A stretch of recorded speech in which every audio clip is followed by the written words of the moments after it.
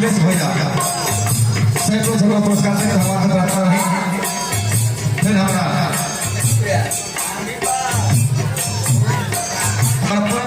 प्रधान जी वर्तमान में भी भैया प्रधान जी के पद प्रति से बरकरार रहे हैं करना करो।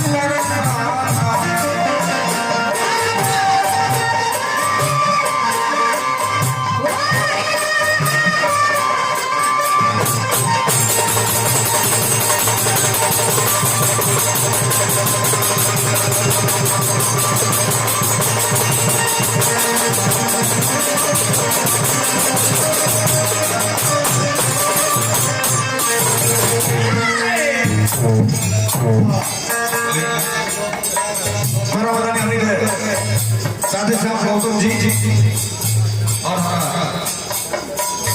राजभर जी बहुत बहुत पुरस्कार देने वाले मंडली के भगवान से करना ही पद प्रतिशत बरकरार रहा है।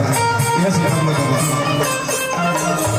ए बाबा ये हम लोग बहुत अलग अलग लोगों को सफल को दर्शन देने की रविदास बाबा दिन रात कोई बाबा सुमिरा